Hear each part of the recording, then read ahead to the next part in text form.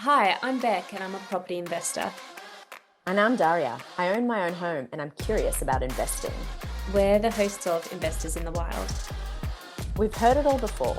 Build your wealth, get expert advice, learn about high yield, high growth investments, blah, blah, blah. That's just not us. We're real mates with real talk about real estate. No ego, no financial advice. It's all about wins you can use right now. Let's get into it. Okay, so picture this. You buy a property and move in. A little while later, you meet someone and fall in love. After a year, they move in, but 4 years later, the relationship falls apart. The ex-partner moves out, and then they come knocking, saying they're entitled to a chunk of your apartment. Today, we're sitting down with Tessa, a partner at one of Australia's biggest family law firms. Tessa is walking us through exactly how this happens, and more importantly, how to make sure it never happens to you. We're working through real case studies, unpacking de facto relationships, and what a binding financial agreement actually does. This is part 1 of 2 episodes, with part 2 dropping very soon. Both episodes will blow your mind. Grab a coffee and enjoy part 1. I've heard so much about you. I'm so excited thank you to both. finally met you. I'm so excited. Oh my God. I'm so excited too. I was like nervous excited before this conversation. When Daria and I were talking about it on the weekend, it was just such a sense of, oh my gosh, this is going to be really powerful and I can't wait to learn and I can't wait for others to learn as well. Do you want to give us a really high-level overview of who you are, what you do, and what drew you to family law? Thanks, Beck and Daria. My name is Tessa. I'm a family lawyer, partner in one of the biggest family law firms in Australia. And I've been working in family law for most of my career, which spans about 11 years now. I was drawn to family law because I started off in a large commercial law firm in a big graduate program, and I just started feeling like it was very black and white. And I was sick of dealing with companies, and there wasn't that real element of people that I was actually helping. So I made a quick switch out of a big graduate program and started working alongside a judge in the family court. And I was really driven to family law because I felt I could really help people and have that engagement with people every day rather than sort of behind the scenes with big corporations. And that's where I've been ever since.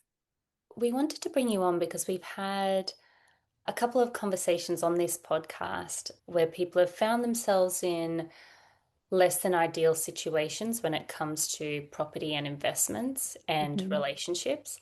And we've thought we need to get a lawyer on to really understand how to protect yourself, how to set up a relationship, how do you balance kindness, protection, all of the different aspects of finances and relationships. We thought we'd do a case study based conversation. And so I want to talk through 2 case studies. The first one is someone, we're going to call her Angelina. I'll lay out what Angelina experienced, and it would be really good to get your perspective on Angelina's experience and the different factors that would have contributed to the outcome and what she could have done up front to prevent the situation she ended up in. So Angelina's an investor and she had 2 properties, including an apartment that she lives in. She met a guy. A year into their relationship, he moved in with her. They were together for 4 years and then they broke up. When they were going through the breakup, her boyfriend essentially said that he rightfully owned a portion of the apartment that he'd been living in for the few years. And he engaged lawyers. It got quite messy, and she ended up paying, I think it was something like, let's say, 100 grand to be done with the situation and for him to go on his merry little way. So Daria and I talked through that scenario and it made our blood boil, and we couldn't believe that someone had done this to a friend of ours. I'd love your read. Is this a situation that you've heard of before? Yeah, sure. Before I get into that case study, which I can say is a really common scenario I've observed, just want to clarify that today this is a general discussion and these scenarios unfortunately do pop up really commonly. So if you ever were to find yourself in this type of scenario, the best thing to do would be to talk to a lawyer and get some advice on your specific situation, because unfortunately there's no cookie cutter approach in family law, and these scenarios, while having similar traits, they're all a little bit different. And what we're going to talk about is how the law applies so differently depending on the facts that are at play. This sort of scenario comes across my desk a lot in terms of people, especially for women. We're becoming more savvy and we're buying properties and we're investing and we're getting in the property market. And what we might not yet have learned is how to protect ourselves. So I do a lot of work around educating and empowering women and saying, now that we are so financially savvy, let's figure out how to protect ourselves. But that is still filtering through. So this is common. People separate, they haven't been together for long, sometimes they don't have children, but there's properties. And without protection in place, I'm going to talk about what protection might look like. Unfortunately, if you meet the threshold of a de facto relationship, which the woman in this situation likely would have, judging by how long they were living together, then the family court can make orders dividing her property and giving a share to any partner that's in a de facto relationship with her, based on a number of factors. And I'm happy to talk through what they look like if you'd like. Please. I don't know about Daria, but I can feel my body temperature increasing. I've already got questions on the first paragraph of what you've said. So let's look at it from the beginning. The first question is, are these two people in a de facto relationship? If they're not in a de facto relationship or they're not married, the family court cannot actually divide their property. So whether or not someone's in a de facto relationship is often one of the first questions I'm asked, or if I'm talking at an event, people say, what is a de facto relationship? And it's not black and white. There's a number of factors that one would look at in saying, what is a de facto relationship? And they're set out under the Family Law Act. But essentially the sort of things that we would look at are, have the people been together for 2 or more years? But they don't have to have been. If they have a child or they've registered their relationship, partner X comes from overseas and they've decided to get that person through, they'll write on a document that they're in a de facto relationship. So there's a number of factors we look at as to whether or not someone's de facto. And essentially we're looking at, are these two people in what we call a genuine domestic relationship? And that also looks at things like the public aspects of their relationship, the sexual relations, what they say to people about their relationship, whether they own properties together, what they do together. So there's lots of factors. But looking at this scenario, there's two people who are living together. It sounds like for around 4 years. There's a number of other factors at play, but let's assume they met the de facto threshold. If they didn't, they were living together, but they were just friends and they were dating other people and it was all a bit complicated, then it may well be that the family court says, you're not actually de facto, so we're not going to do anything. But that's usually unlikely when you've got this length of cohabitation. So they've opened the first door, as I like to say. They've met the threshold where the family court can make orders. That then means that lawyers can get involved and say, look, there is property here and you don't want the court to do something, so why don't you try and resolve something outside court? Whereas if there was no de facto relationship, I would just be saying, go away. You can't take anything anyway because you've got no grounding or standing in court. So that's where that piece matters. So we're through the de facto threshold door, so to speak. The next thing we look at is, well, there is some property. Should it be divided or how should it be divided? And very generally speaking, the way that we look at that is through what we call a 5-step process in family law. And that is born out of the Family Law Act. But essentially we look at, and the court would look at it, lawyers would look at it this way, mediators, everyone who practices in this space. There's two people, they have property. The first step is, does there need to be any sort of property adjustment or property settlement at all? And in some cases, there doesn't. People might have been together for a very short period. No contributions were made by the other person. They should just go on their merry ways and keep what they have. But often there is a property adjustment. That's the first step. Do we even need to adjust the property? We would then be looking at what assets and liabilities do these people have? That includes properties, superannuation, shares, cryptocurrency, bank accounts, trusts, corporations, you name it, it's all in what we call the asset pool. And I like to talk to clients and use the concept of, we've got this big bucket. You need to throw all the assets in there and all the liabilities on both sides, no matter how they're held. So even if you are in something with somebody else, with a friend, you own it jointly, it doesn't matter. It all goes in for consideration. So we're looking at all the assets. And in this case, I would have hoped that if he had any assets at all, they were also in the asset pool for consideration, not just her assets. So we're not just penalizing one person. So sorry, just on this one point, and I don't want to ruin your flow, but this is the contentious part, right? Because does that mean that even in a de facto relationship, if you've got, say, 3 or 4 investment properties, one person does, that all gets included in the consideration, even if that partner has lived in the one property, but all the properties could potentially, a share of all the properties that someone owns could go to the de facto in a similar fashion as a marriage? So I'll need to talk about the next step to make this part make more sense. Essentially, that bucket should contain and must contain everything. You need to disclose everything you have, even if you were de facto, and even if that person wasn't living in or made no contributions to those other assets. But before we all get really worried about this point, the next step is actually to look at the contributions that we've made to those assets. So think of this more as family law is a show your cards jurisdiction. You're sitting in front of each other. Here you go. This is everything I have. You need to disclose it all. And the Family Law Act actually provides you must disclose. It's a breach if you don't of the Family Law Act. But that doesn't mean that person's entitled to everything you have.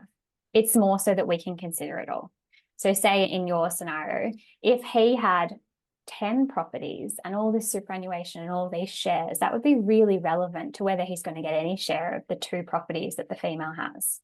So we need to look at each person's financial circumstances in their full picture rather than just in terms of what they lived in or what they might have done together. Someone who has 10 properties and a bunch of assets would probably be smart enough to know that all goes into consideration. So you'd think that the people who get tied up in these cases are the one where one person doesn't have much at all and the other person has all the assets. In this scenario, I think the other guy didn't have anything going on. So he had nothing. Yeah, okay. So, and often, you know, at the end of this, we'll talk about how do you protect yourselves. And you both may know the answer is through a financial agreement, or the Americans call them a prenup. But someone who has no assets has no momentum or motivation to get a prenup. It's usually the person that does have the assets. So you're right, he's coming into this probably saying, I didn't need to protect myself, nor do I want to. And here you go, I'll disclose everything. But if there's nothing to disclose, then unfortunately we're back at the beginning of this scenario where we've just got the female's assets. So say he hasn't made contributions to any of the other properties. Yeah. But he's wanting to claim the property. What happens next? The next step is we say, this is everything that's in the pool we need to disclose. And then we are required to look at the contributions made to the assets and to the asset pool. And we look at a variety of different contributions. We look at financial contributions. And obviously the female in this scenario has financially contributed, it sounds like, everything. We also look at non-financial contributions. So sometimes in these types of scenarios, the person who didn't bring any assets might have been at home every day, cleaning the house, helping with renovations, helping to refit out the property, constantly decorating, etc. They've made a large amount of non-financial contributions. And we also look at homemaking and parenting contributions. So if there was a child, the contribution to the parenting share as well. We look at contributions when they started the relationship, so the initial contributions we talk about. And again, in this scenario, the female has bought in all of this property at the start. So I like to say to clients, think of it a bit like a seesaw. We've got the female on this side. She's bought everything in. She's made all the contributions. Over here is the male. He hasn't yet, as far as I know, contributed much. But if he's done things like made non-financial contributions or even lived in the property and paid the rent, contributed to bills, contributed to maintenance, those things are all factored in. So even if one person brings in all the assets, it gets a bit murky in terms of, well, what did you do throughout the relationship? This, in the scheme of things, is quite a short relationship. But if he's made other contributions, then it's likely that they'll be taken into account and a lawyer or the court might say he's entitled to a small amount of the asset pool. And unfortunately, in this case, the asset pool looks like it just consists of the female's assets. So we look at those contributions. In something like a long marriage, it's very different.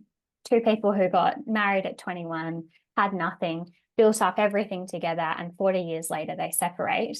Those cases, there's no rule, but we tend to see them more like a 50-50 split. If those people have 3 tiny kids and they separate when the kids are tiny and mum's not able to work and dad's earning $2 million a year, then we tend to see, well, the female needs a lot more of the asset pool given her future needs, which I'm going to talk about in a second. So there's really no cookie cutter approach. And sometimes we say, my colleagues and I, that these short de facto relationships, like the one we're talking about, are the most tricky, because the court likes to say it's not an accounting exercise. We're not going to count every dollar of rent that went in and out. But the shorter the relationship without children, the more it tends to be like that, in terms of saying it's not very long, it's only 4 years. We need to look at what actually happened. And sometimes we are making rough calculations of how much did he actually contribute in rent? What's this property worth? If it's worth $1 million and he's getting 50,000 out of the asset pool in the end, it's not a huge share, but does it equate to what his contributions were? And they're the pieces of the puzzle I don't know, but probably they're the type of things that were being considered. So just, sorry, is it supposed to equate to his contributions, or does he get a percentage of interest for the property and the value of the property increasing? Does that get included, or is it just purely their contribution? No, that's a really good question. So there's no dollar for dollar outcome in terms of you put in this much, so you're going to get that much back. We like to say family law is a bit of a gut feel, and you're right, it comes down to a percentage. So usually, again, it's hard with these shorter cases.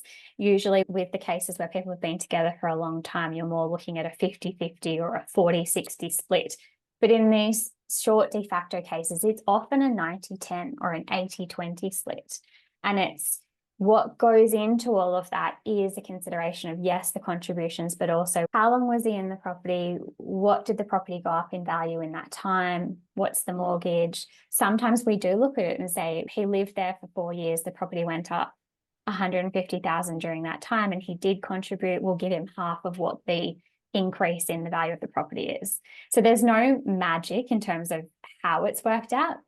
There's this 5-step process that the court has to follow, but behind the scenes, lawyers are often looking at creative ways to say, how can we reach a settlement that gets us to about the right place, given his contributions, the value of the property, etc. Now, I do want to clarify, when it's these relationships where they're short and the properties aren't all meshed, often we say, let's exclude properties that he had no contribution to. So that goes to your point, Daria, where you were saying, what if there are all these other properties? Now, often you can say, look, I came into the relationship with 10 properties. He lived in one for a short period, made some small contributions, so let's exclude all the rest. And we do see agreements reached where we exclude all the rest. But the court likes to look at it as a more global approach, taking everything into account. But certainly we do see it carved out that way towards the end. The shorter ones are tricky to give you a clear answer because it depends on so many factors. But generally, it's looking at what contributions has each party made, what did they come in with, and as a next step, just to confuse you a little further, once we look at the contributions, so say in this scenario, it might be, I don't know, 90-10. We say, well, she brought everything in, she's contributed the rent, she's made non-financial contributions as well, but he's made a small amount, so we'll give him some credit for that. And we might have decided it's about a 90-10 split, just of the one property there we're living in, and we want to exclude the other one. The court would then say, we need to look at the future needs of both these parties. So this comes to what we call the 4th step. What are the future needs of each party? And that's looking at things like the health of the parties, their income earning capacity, their income earning ability, whether there's any children, essentially looking forward. Now, if she was earning $2 million a year and he was earning nothing, or he didn't have a job, or he was injured or something, then that's going to be taken into account as well. And usually they would back the truck. I'm getting palpitations. What did this happen to Denise Richards, right? But So hang on. So say in this 4-year scenario, so they say they're together for 4 years and then she's earning 2 million. By the way, I want her job, like whatever this job is, but she's I'm earning giving big stats here. No, I love it. But so she's earning 2 million in that 4 years. Are you saying that he could have rights to her future earnings because he has no job? Okay, so that's a different question. I'm not saying that in this scenario. I'm saying, say we've got an asset pool. Let's just imagine their asset pool is $1 million, an apartment worth $1 million, and we're suggesting he gets maybe 5 or 10%, so he gets 50 to 100,000.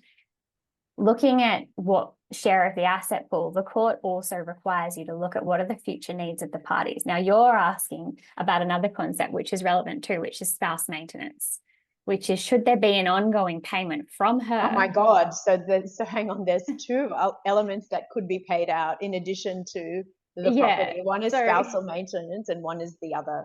No, so the future needs sit within the property consideration. Okay. So remember, we've got our property bucket. All the assets are in here. We're going to take some out and say, we don't want to include that one because he didn't have anything to do with it, short relationship. We're looking at what did he contribute to what's in this bucket, but we also have to look at what are his future needs and were any of those future needs increase as a result of the relationship? And the obvious answer there is probably not, because they don't have children. So if he was the female who bore children and then was not able to work, we'd say, or the dad might be the one who is staying home with the kids. He's going to need to get more of the asset pool. But it's also relevant if he's earning far less than her. Maybe not relevant in this scenario, but that's what we're required to look at in terms of looking at the future needs. Let's assume they're both earning a similar wage. No one's got a health issue. We can both work happily and our income earning capacity is good. Then we wouldn't change anything. And he'll get a share of the asset pool based on those sort of contributions factors. But it's important to know that the future needs factors can be really relevant in some cases, particularly if someone's unwell or there are young children. So imagine if he gets unwell throughout the course of the relationship, then, really quickly, then what happens? If he's diagnosed with a terrible condition, and then what happens? Then it's taken into account, and he will get a higher percentage if he's unable to earn an income and she's able to earn a higher income. Now, we have to keep in mind it's a short relationship. So it's not going to be a big amount here. We're not speaking big amounts. Okay. If we had a long relationship, we're probably dividing 50-50, but one person cannot work for the rest of their life, then we're looking at bigger numbers because it was a longer relationship and their asset pool is much more intertwined and shared. These short de facto relationships, it is often an outcome like you're talking about in terms of it's a $50,000 to $100,000 payment if it's a small asset pool to be done with this. But that's where that money would have come from. It's come from the fact that he may have made some contributions and he may have had some kind of future need adjustment, which essentially means his percentage is slightly higher on account of his future needs. If she would have said make no contributions to this property, like move in, but make no financial contributions, then would she not have to owe him because she could say at the end, he made no financial contributions? That'd be a better thing to do in this scenario, because I'm sure if you ask her in hindsight, she would have said, screw the groceries he bought, forget the rent or whatever he paid. I wish I didn't have to pay him that $50,000. Could she have avoided that by saying don't pay any rent or don't pay anything for this house? So she could have avoided this situation altogether if she had signed a binding financial agreement early in the relationship. That's the answer in terms of fully avoiding. The only way legally in Australia anyone can contract out of a property settlement, i.e. say to the court, you can't come near us because we've got our own deal, is if they enter into a binding financial agreement. That is a contract between two people which sets out, if we are to separate, this is how we will divide our assets, whether they're assets that exist at the date they signed them or future assets. That document must be drawn up by a family lawyer, and both parties need legal advice, and it needs to be properly signed. I see a lot of fights over improperly completed binding financial agreements that don't stand up in court. So they're a serious document and they need to be done properly. But if they are, they do stand up. That's the only answer for foolproof. This scenario could have been avoided. Yeah. The second thing I say to people, if they don't want to do a financial agreement, or they just say, well, how could I just make it a little better for myself, is keep things really neat and tidy. So if your partner moves into your investment property, you say, here's the market rent, here's a document, let's do a spreadsheet, let's attach a realestate.com link showing market rent in my apartment block at the time, and let's halve it, because that's, you know, what we would be doing if we were renting a property together that I didn't own. Here's our groceries, let's halve them. And just keep it really sort of arm's length, as if they were just a housemate living there, instead of blurring the lines. So Love that. That's really good. That's a really tangible thing that people can just do very easily, because I think in the romantic throes of a relationship, the last thing you want to do is whip out a financial document and then totally. Like, what are we talking about here? It can be very awkward. I get that. Shitty apartment, you know, you want but yeah, having that roommate, oh my God, it's so awkward, isn't it? Okay, I'm just going to stop us there for a second, because if you're listening to this and your brain is doing exactly what my brain is doing right now, you're probably thinking of at least one person in your life who needs to hear this. A friend who just moved in with their partner, a sibling who just bought their first place, someone who has no idea this is even a thing. Send them this episode, literally right now. Pause, share, come back. It could save them a hell of a lot of heartache and money. Okay, back to Tessa. Would it have been better if you don't move into someone's investment and if you just go and rent something elsewhere and both of you are just doing a rental? The lines are less blurred, yes, because you can say, well, we were just renting somewhere together. You didn't make any contributions to my investment property. But in saying that, if you live in investment property together and you can really show there were no contributions made, looking at that 5-step process, that's a key part of it. If there were really no contributions, then it helps you in these short relationships. Unfortunately, things do get quite blurry, and it is hard to avoid any property settlement adjustment at all. And I'm not saying it doesn't happen. It often happens where we can say there needs to be no adjustment. And I've done many cases where we've been able to get that across the line. But if you want to avoid the uncertainty, even if you do all the right things, a judge might still say, no, I've decided there should be some adjustment, because every judge does things differently. They all apply a different lens, and there's no sort of black and white answer. So it's a little bit of a gamble if you go in and say, even though I kept all my records, there may still be an adjustment that someone wants to make. Yeah. There'll always be an adjustment that someone wants to make, and that's the nature of relationships. And they say that unfortunately you don't see that side of someone until you're breaking up with them. The worst sides can come out. And then the other nature of the society in which we're living in today, as you mentioned at the start of this episode, we see more and more women, they're earning as much as men, they're high income earners. We've evolved into a society which isn't the olden days where, you know, the husband was the breadwinner, the wife was the homemaker, and women are really aware of their rights and they want their independence, they want their freedom, and they make a lot of decisions. And what you find is a lot of people are not getting married, and a lot of people are having short relationships. They're very common. They're probably more common than long relationships. And especially in this group of women that we're talking about, who are probably most at risk, right? Because they're high income earners.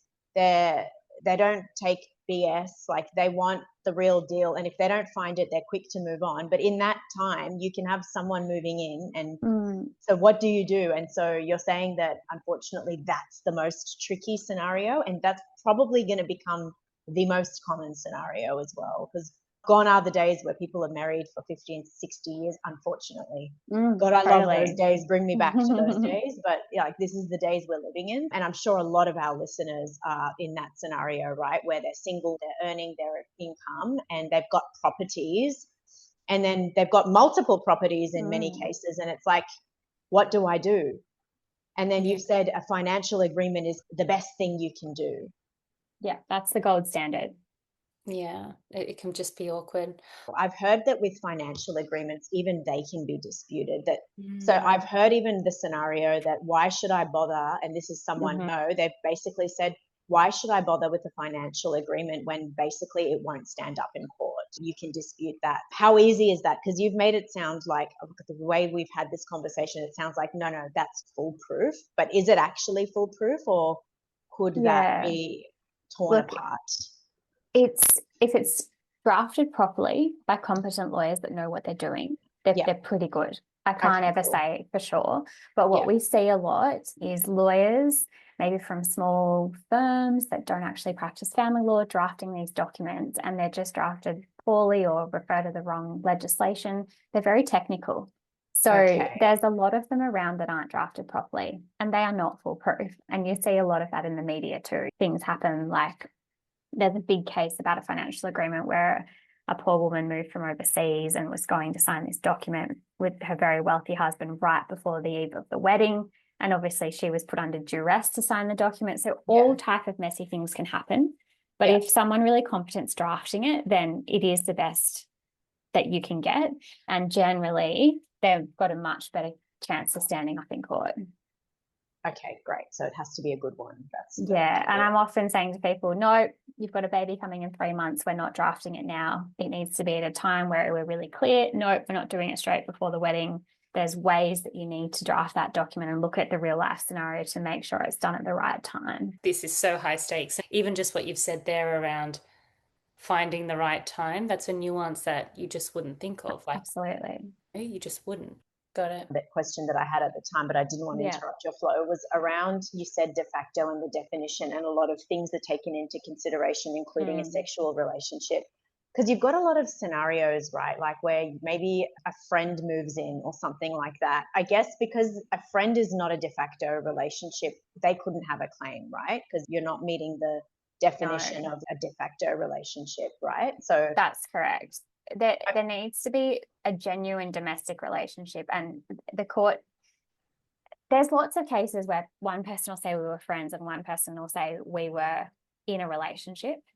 And it gets quite involved in assessing, was there a de facto relationship or not?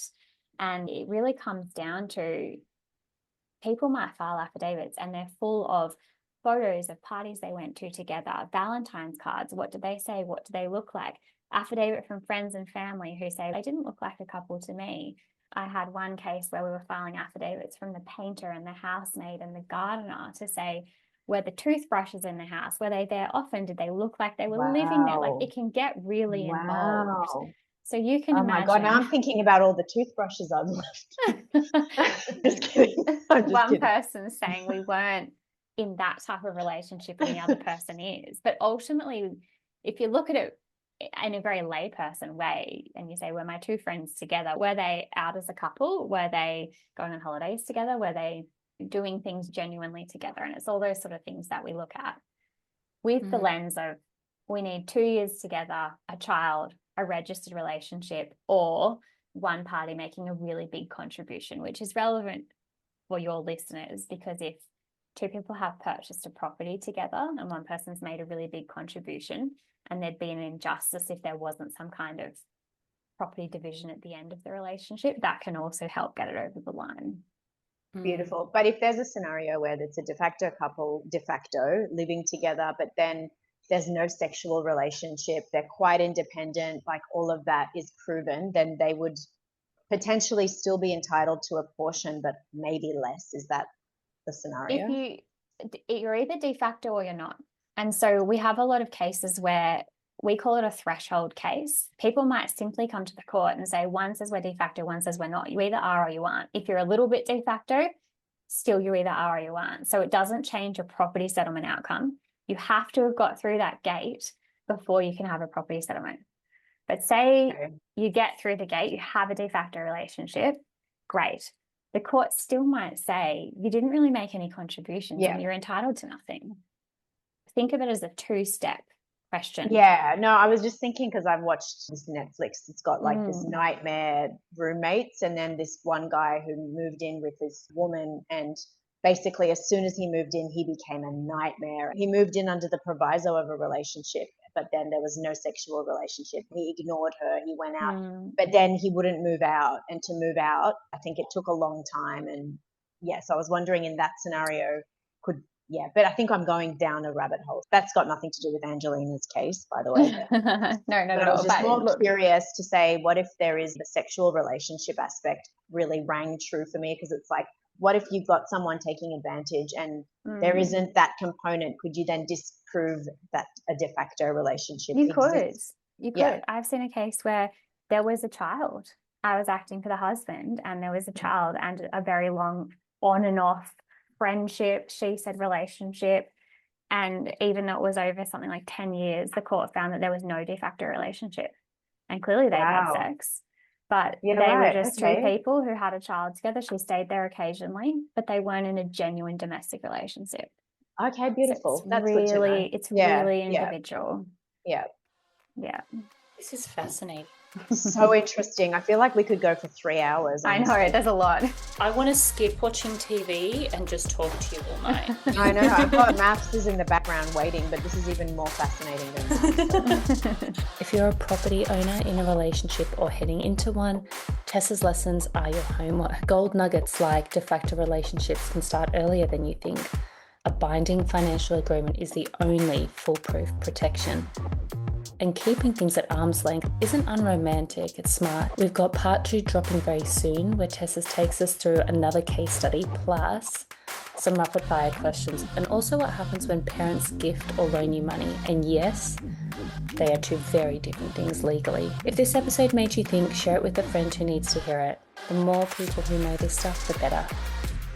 And find us on Instagram at Investors in the Wild, and we'll see you in part 2.